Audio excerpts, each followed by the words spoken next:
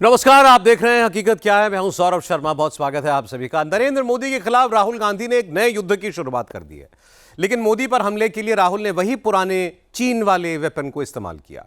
आज लोकसभा में 2.5 घंटे तक राहुल गांधी एक मैगजीन का पन्ना घुमाते रहे। राहुल हर 2 मिनट में वही पन्ना दिखाते रहे। हर 2 लाइन में चीन चीन, मोदी मोदी, एक ही टेप बजाते रहे। 1 फरवरी को एक ऑनलाइन मैगजीन में एक पोस्ट छापी गई। आज दोपहर करीब 1 बजे उसी पोस्ट को दोबारा डाला गया। इस पोस्ट में भारत चीन के बीच गलवान में हुई झड़प का जिक्र था। पूर्व आर्मी चीफ जनरल नरवणे की अनपब्लिश्ड किताब के कुछ अंश इस रिपोर्ट में थे। इसमें कोई नई बात नहीं थी। आज से लगभग 3 साल पहले 2023 में भी पीटीआई ने यानी प्रेस ट्रस्ट ऑफ इंडिया ने यही बातें रिपोर्ट की हुई हैं।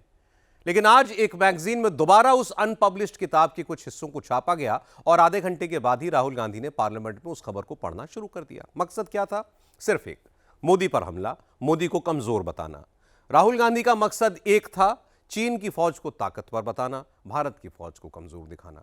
आज राहुल ने जो बातें नहीं बताई, जो बातें राहुल गांधी ने जानबूझकर छुपाई, वो आपको इस रिपोर्ट में बताते हैं। ये जो किताब है मेरे हाथ में एक मैगजीन है, ये गारंटीड ऑथेंटिक है। चाइना के टैंक सर, चाइना की जो टैंक्स थी, चाइनीज टैंक्स।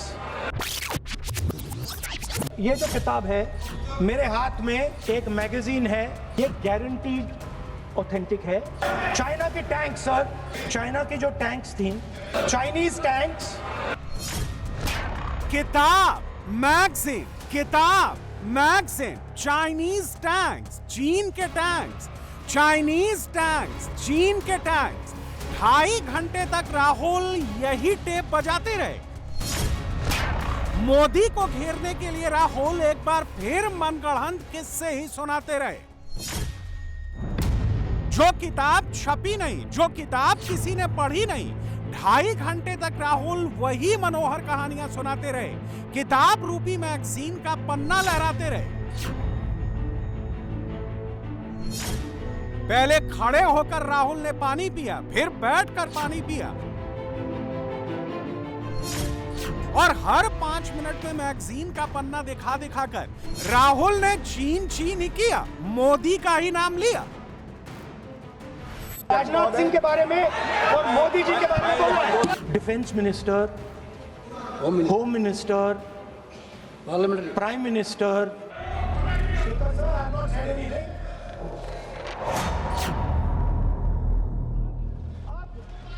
अब ये 100% ऑथेंटिकेटेड है। ये नरवणे जी का मेमोर है। राहुल को लोकसभा में राष्ट्रपति के अभिभाषण पर धन्यवाद प्रस्ताव पर अपनी बात कहनी थी, लेकिन वो तो चीन वाली एक दूसरी स्क्रिप्ट का प्रिंट आउट लेकर सदन में पहुंचे थे। नरवणे जी की किताब है।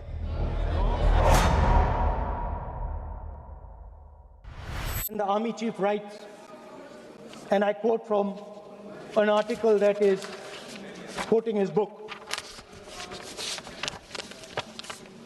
The tanks were within a few hundred meters of Indian positions on the Kailash range. No, sir. No, sir.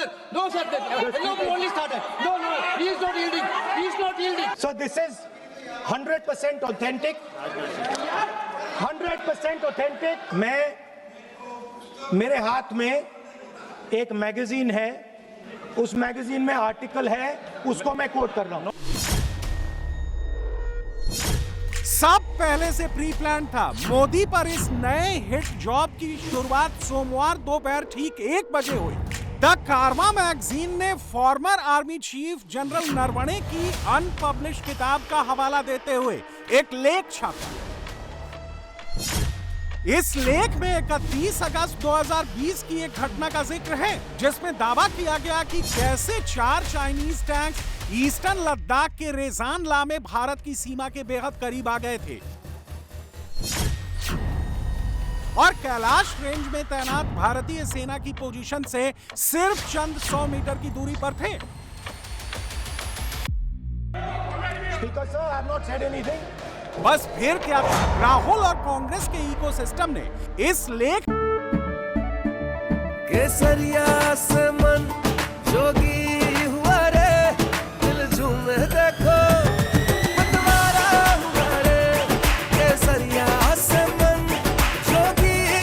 हर पल मनाओ केसरी त्योहार। विमल, बोलो जुबान केसरी। में से अपने काम का सिलेक्टिव हिस्सा निकाल लिया और मोदी को टारगेट करने वाला पर्चा घुमाना शुरू कर दिया। राहुल ये काम सदन के भीतर खड़े होकर कर रहे थे। ये नारावाने जी की किताब है।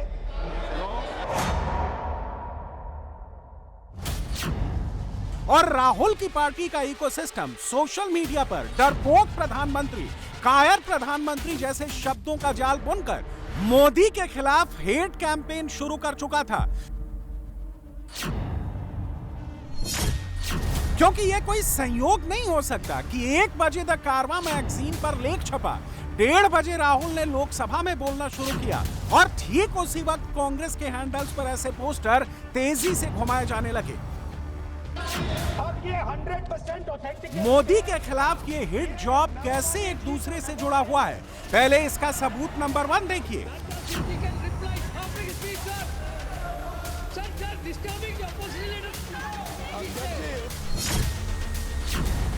क्योंकि जिस मैगजीन में छपे लेख का सहारा लेकर राहुल और कांग्रेस पार्टी मोदी के खिलाफ इतना शोर शराबा कर रही है,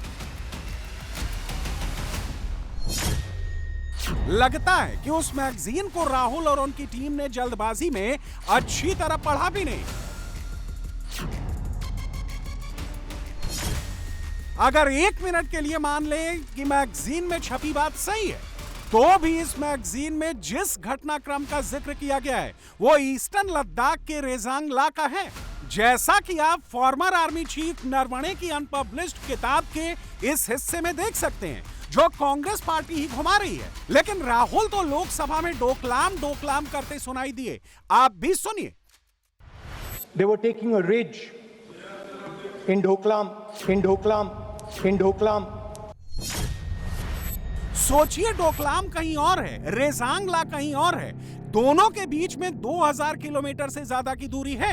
डोकलाम सिक्किम सेक्टर में भारत, चीन और भूटान के ट्राई जंक्शन पर मौजूद है, जबकि रेजांगला ईस्टर्न लद्दाख में है। लेकिन मोदी पर अनर्गल आरोप लगाने के चक्कर में राहुल ने अपना होमवर्क सही से नहीं किया, रेजांगला की जगह डोकलाम किया और एक अनपब्लिश्ड किताब के पीछे छिपकर मोदी को नॉन स्टॉप गाली देना शुरू कर दिया। स्पीकर सर, ये गारंटीड ऑथेंटिक है। इसमें नारावाने जी ने कहा है कि उनका मेमोयर है, उसे सरकार पब्लिश नहीं होने दे रही है, इसमें सब लिखा है। और मैं सिर्फ इसमें से 5 लाइन पढ़ना चाहता हूं, जिसमें नारावाने जी ने राजनाथ सिंह के बारे में और मोदी जी के बारे में बोला है। हमारी पार्टी के ऊपर मेंबर ऑफ पार्लियामेंट ने सवाल उठाया, मैं ये रेज नहीं करने वाला था, मगर उसका जवाब देने के लिए मैंने ये निकाली। अब ये 100% ऑथेंटिकेटेड है, ये नारावाने जी का मेमोयर है। तो नारावाने जी कहते हैं, my position was critical. China की टैंक सर कैलाश रिज पर आ रही थी। चाइना की जो टैंक्स थी वो हमारे बॉर्डर कैलाश रिज पर चढ़ रही थी। राष्ट्रपति का जो भाषण है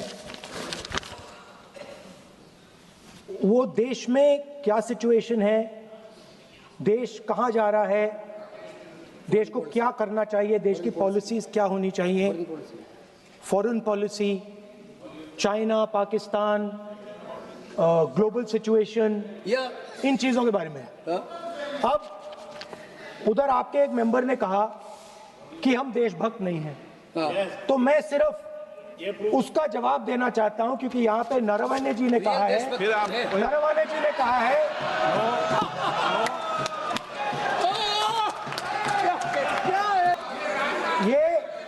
ये स्पीकर सर, मुझे समझ नहीं आ रही बात।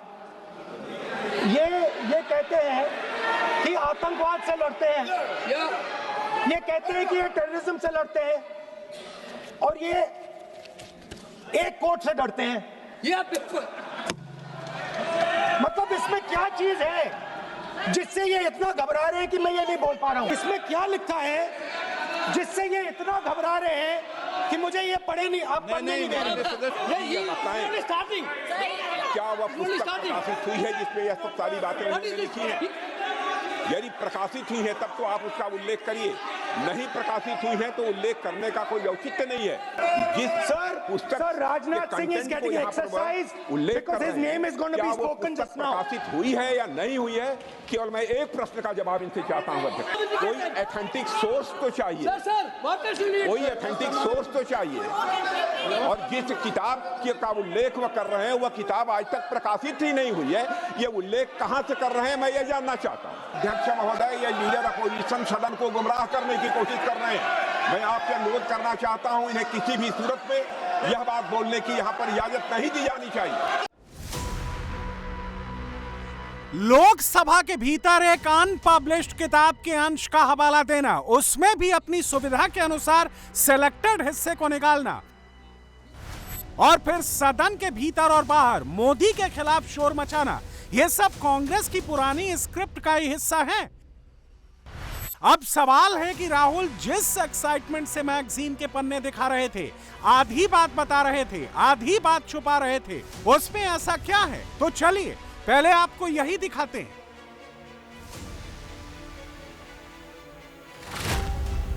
जनरल नरवणे की अनपब्लिश्ड किताब में 31 अगस्त 2020 के घटनाक्रम का जिक्र है, जिसमें दावा किया गया है कि उस वक्त नॉर्दर्न कमांड के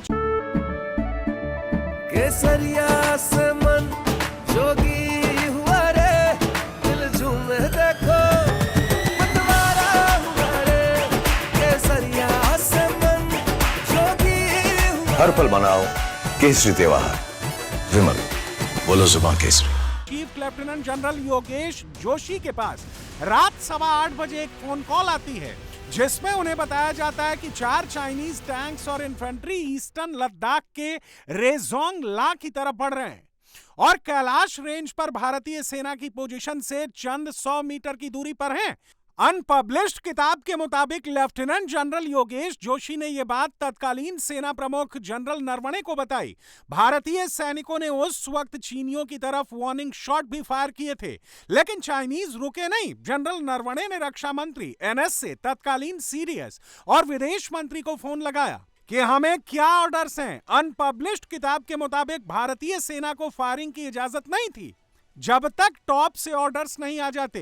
लेफ्टिनेंट जनरल योगेश जोशी ने जनरल नरवणे को रात 9:10 पर फिर से फोन किया। उस वक्त चाइनीज सैनिक भारत की पोस्ट से चंद किलोमीटर की दूरी पर थे।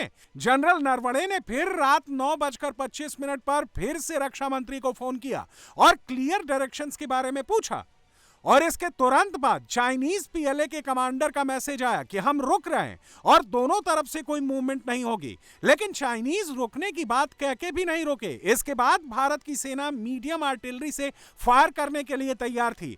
रात 10:30 बजे रक्षा मंत्री का फोन गया और उन्होंने जनरल नरवणे से कहा कि प्रधानमंत्री से बात हो गई है और उनका संदेश है जो उचित समझो वो करो। यानी मोदी ने मिलिट्री को फुल अथॉरिटी दे दी थी।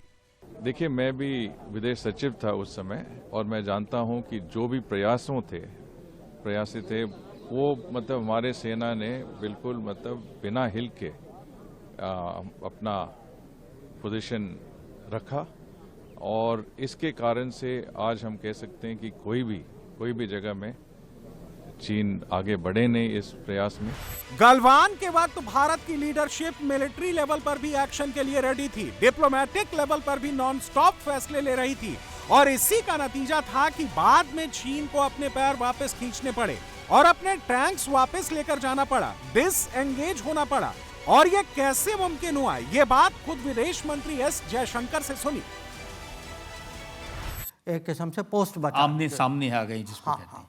तो अभी जो है अगर आप देखें पिछले 3 साल में कुछ बहुत सारे जगह थे जहां बिल्कुल हम नज़दीक आ चुके थे, और गलवान में जो घटना जो हुई वो इसीलिए हुई क्योंकि दोनों साइड जो हैं बिल्कुल नज़दीक आ चुके थे। अब हमारी कोशिश और उनकी भी कोशिश है पिछले 3 साल में कि हम दोनों जो हैं अब हमारे फॉरवर्ड डिप्लॉयमेंट को माने अपने पोस्ट में वापस नहीं, देखिए, अगर कब्जा नहीं किया चाइना ने हमारी ज़मीन पर, हमने चाइना की ज़मीन पर कब्जा नहीं किया, तो ये 19 बार मीटिंग किस लिए हो रही है?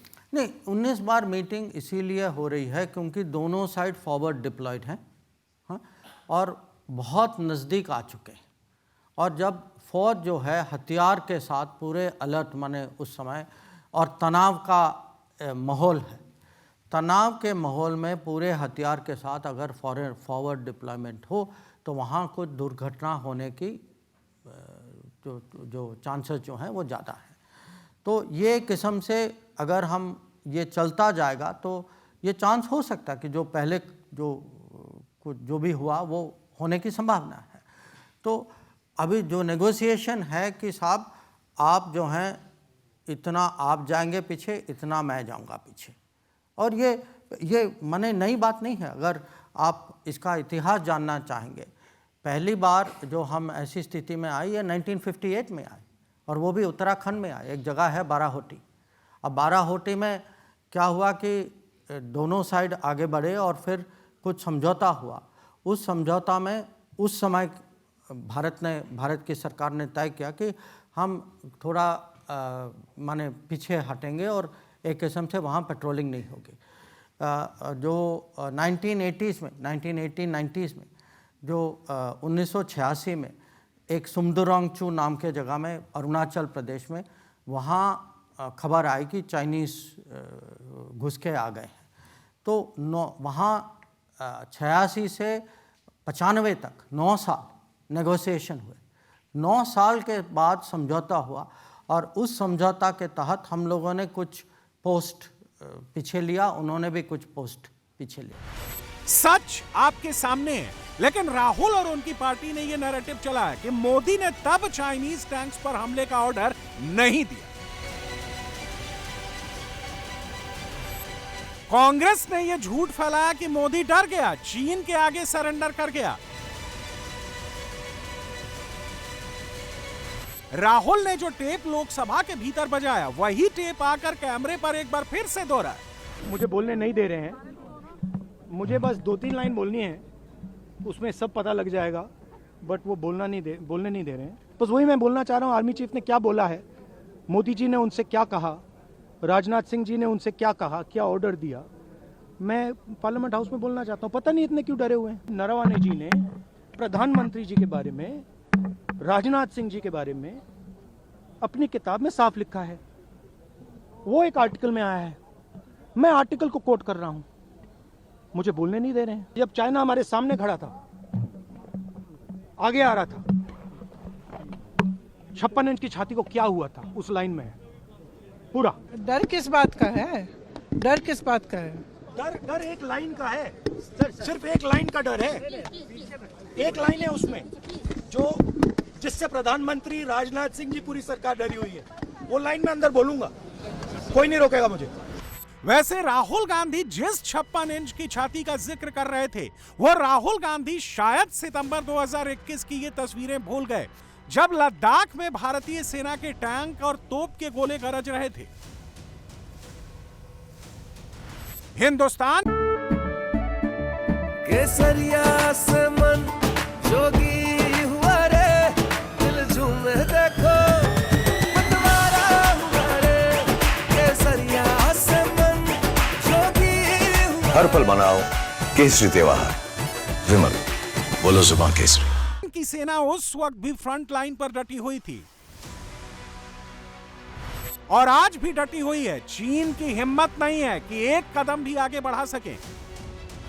और राहुल गांधी जनरल नरवणे की जिस अनपब्लिश्ड किताब के कुछ हिस्सों के पीछे छिपकर मोदी पर अटैक कर रहे हैं, आज वही राहुल गांधी जनरल नरवणे को भी सुन लें कि मोदी की लीडरशिप में भारत की सेना ने पीएलए का कैसा हश्र किया।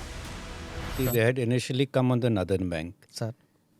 Then we also appreciated that they will try and come on the heights of the southern bank, which they did. And then it was a race between the two of us that who will get to those heights faster. So at some places we reached first, some places they reached first. So it was sort of 50-50. But having appreciated that, we said, come, let us go further south of the Spangur Gap and take these Kailash ranges and these two passes of Rachinla and Rizangla, which they did not expect. They thought we will keep it localized to the north and south bank. But then when we went further south, and as I said, they did not expect that we will take this kind of a offensive action. Firstly, we have not lost out on any territory. We are where we were before this whole thing started. But as a result of this agreement, it has been reached on the principle of mutual and equal security. So I think that should be the way we look at this whole disengagement process, that it is serves the interests of both countries to have a very stable LAC and with less chances of any confrontation taking place. That should be the larger viewpoint that we take. And not an inch has been lost. Not an inch has been lost. सोचिए, भारत के farmer army chief खुद कह रहे हैं कि चीन को कैसे हराया जा सकता है, कैसे पीछे धकेला जा सकता है। ये पूरी दुनिया को हिंदुस्तान से सीखना चाहिए। लेकिन दूसरी तरफ राहुल हैं, जो अपने सियासी फायदे के लिए मोदी को पॉलिटिकली नुकसान पहुंचाने के लिए एक अनपब्लिश्ड किताब के सेलेक्टेड हिस्से को घुमा रहे हैं, और ऐसा करके वो अपना ही नुकसान किए जा रहे हैं। पाकिस्तान का एक और खेल खत्म होने वाला है। यह खेल शहबाज शरीफ और जनरल मुनीर ही करवाने वाले हैं। पाकिस्तान की टीम ने अपने पैरों पर खुद कुल्हाड़ी मार ली। पाकिस्तान की टीम कह रही है कि हम T20 वर्ल्ड कप में इंडिया से नहीं खेलेंगे। पाकिस्तान ने अभी सिर्फ ऐलान किया है और आईसीसी को चिट्ठी भेजी नहीं है। पाकिस्तान के पास गिनकर 12 दिन का वक्त है। 12 दिन में उसने अपना फैसला अगर नहीं बदला तो गेम बदल जाएगा और पाकिस्तान का ही खेल खत्म हो जाएगा।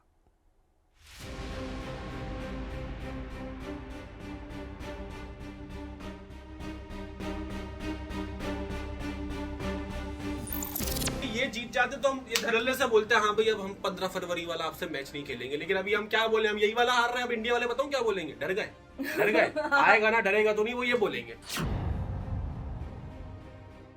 पाकिस्तान में 24 घंटे से एक ही कमेंट्री चल रही है। न्यूज़ के भाई, पाकिस्तान ने T20 वर्ल्ड कप के इंडिया वर्सेस पाकिस्तान के मैच से बायकॉट कर दिया। जो डर गया सो मर गया।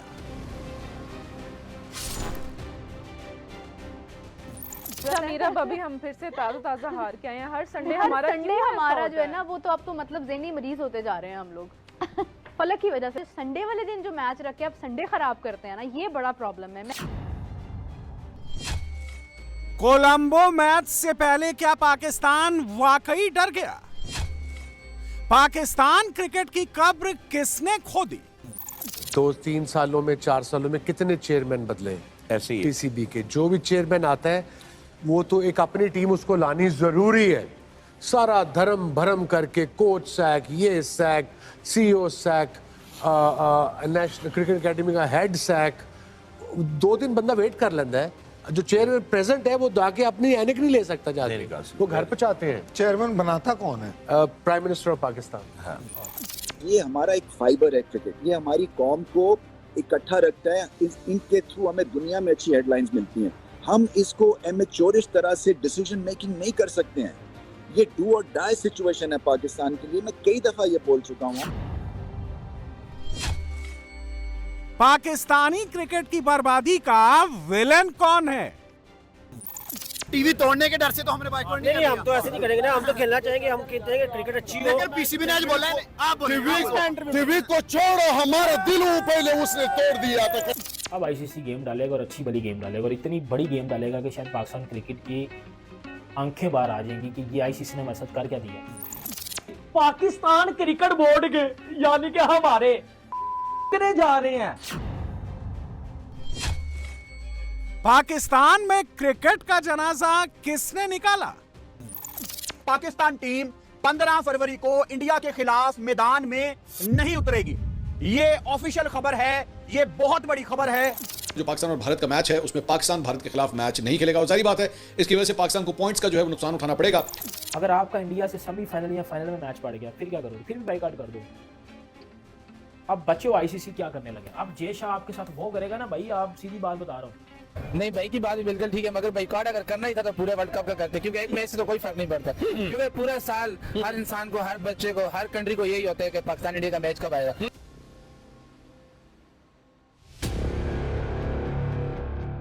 पाकिस्तान का पीएम शहबाज डर गया, पीसीबी का चेयरमैन नकवी घबरा गया, पाकिस्तान के कप्तान आगा ने सरेंडर कर दिया। ये हम नहीं कह रहे, पाकिस्तान की आवाम कह रही है।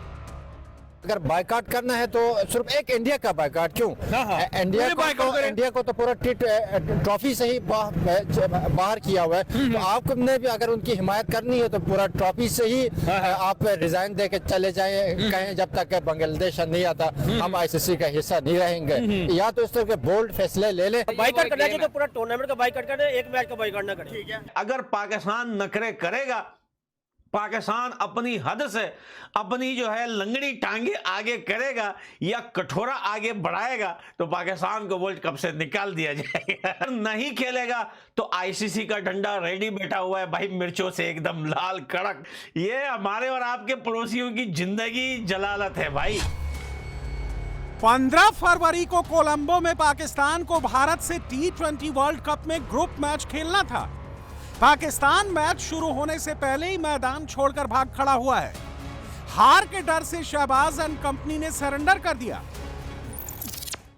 हाँ, हाइब्रिड मॉडल नहीं होगा, यह भी आपने सुना था चैंपियन ट्रॉफी में, इन्होंने ही कहा था, लेकिन भाई हो गया, वो भी आपके सामने था। वनडे वर्ल्ड कप 2023 इंडिया में नहीं जाएंगे खेलने, इन्होंने कहा था, भाई ये चले गए थे खेलने, आप लोगों ने भी देखा, हमने भी देखा। एशिया कप 2022 का था या 2023 का था, जिसका सदर जय शाह था, जो श्रीलंका में पता नहीं दुबई में हुआ था, ठीक हो गया। इन्होंने कहा था किसी सूरत में नहीं मानेंगे, ये यही शरीफ खानदान था, मोहसिन नकवी था, ये सारे थे। बाद में क्या हुआ कि भाई साहब जय शाह बाजी ले गया। तो आज भी ये वही हैं जिन्होंने कह दिया कि हम बाइकआउट करते हैं। भाई बाइकआउट नहीं होगा। पाकिस्तान अगर बाइकआउट कर देना क्रिकेट बोर्ड में, इसको सलाम करूंगा, क्योंकि ये हमेशा ये ऐसी बातें करते हैं और हम इनके पीछे खड़े होके इंडिया को ट्रोल करते हैं, इंडिया की मीडिया को ट्रोल करते हैं, बड़ी बड़ी बातें करते हैं, लेकिन भाई साहब फिर बाद में क्या होता है, हमें ही मुंह की खानी पड़ती है। शहबाज और नकवी की जोड़ी ने भारत के आगे क्यों सरेंडर किया? आगा ने मैदान में दो हाथ करने की बजाय क्यों पतली गली से निकलने का रास्ता चुना?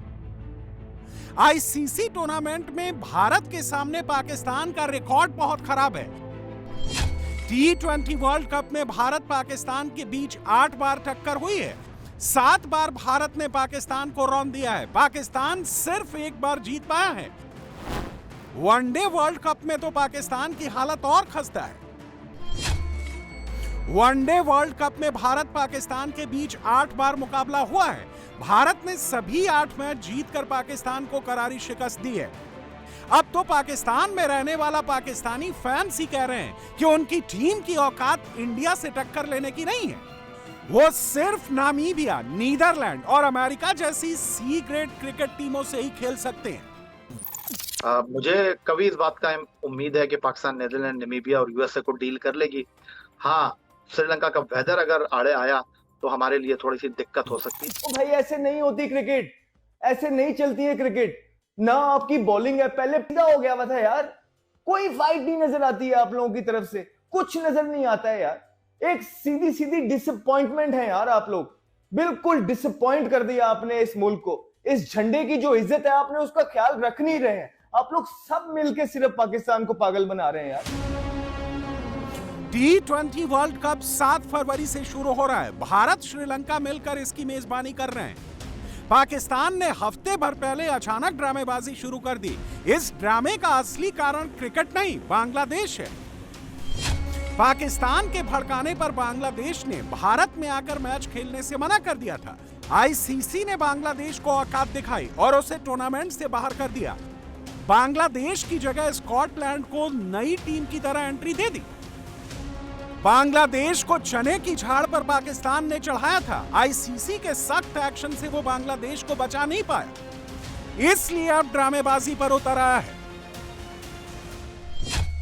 भाईजान अगर आपने खेलना है तो मैदान में रख के खेलें, ये क्या आप इंडिया के खिलाफ बाइकआउट करते? इंडिया ने किस दिन आपको बाइकआउट किया था? नहीं, इंडिया ने बांग्लादेश के साथ जो किया है, ये पाकिस्तान बांग्लादेश के साथ खड़ा हुआ है। मैं आपको बता दूं, पाकिस्तान स्टैंड्स विद बांग्लादेश हर कीमत के ऊपर। क्यों? कि उनके साथ जस्टिस नहीं हुआ, इंसाफ नहीं हुआ, उनको खजल खराब किया गया है। उनको ये कहा गया है जनाब आपकी तो औकात ही कोई नहीं है, हम जब मर्जी आपको निकाल दें। आप कौन होते हैं? हम आपकी जगह स्कॉटलैंड को डाल लेंगे, युगांडा को डाल देंगे, ये कर देंगे, वो कर देंगे। मैं समझता हूं ठीक फैसला हुआ है। और अब पाकिस्तान अपना आप दिखाने जा रहा है। अब आईसीसी को अब पाकिस्तान आईना दिखाएगा कि आप जो है ना, आप हमें डिक्टेट नहीं कर सकते। चीमा साहब अगर आप उनके साथ खड़ी हैं तो फिर पूरे T20 वर्ल्ड कप का जो है बाइकआउट करें।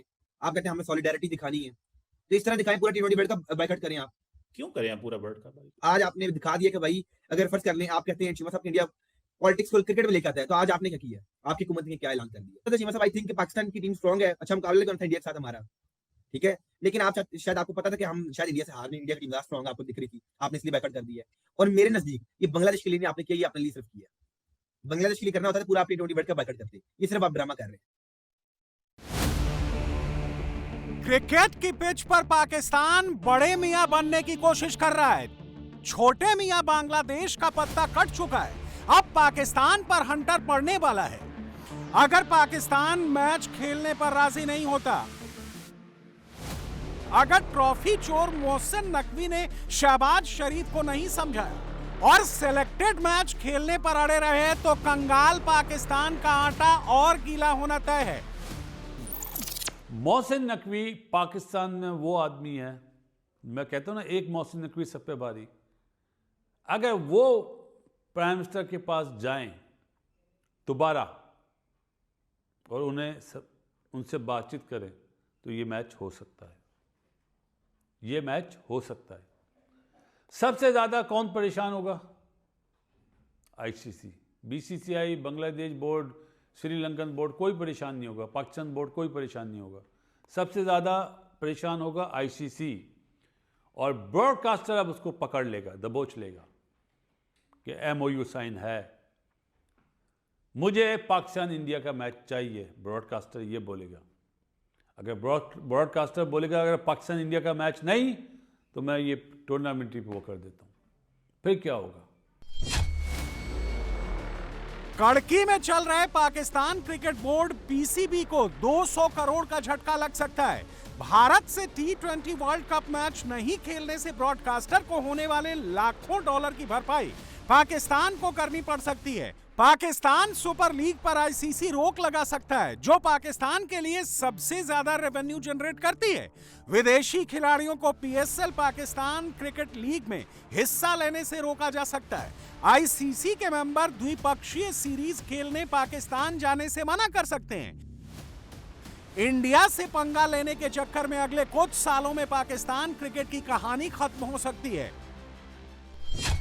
इंडिया के साथ ना खेलने का फैसला किया है, ये पाकिस्तान की गवर्नमेंट ने अनाउंस किया है। तो कोई भी क्रिकेट बोर्ड उस वक्त बोलता है कि जिस वक्त कोई क्रिकेट बोर्ड फैसला करता है और वो बताता है। लेकिन देखिए, पाकिस्तान की गवर्नमेंट की अनाउंसमेंट के बाद फौरन ICC ने जो है वो अनाउंसमेंट कर दी कि जी ये नहीं हो सकता, क्योंकि जो इंटरनेशनल टूर्नामेंट्स होते हैं उनके कुछ रूल्स एंड रेगुलेशंस होते हैं, कुछ टर्म्स एंड कंडीशंस होती हैं, और आपको वो पूरी करनी पड़ेंगी।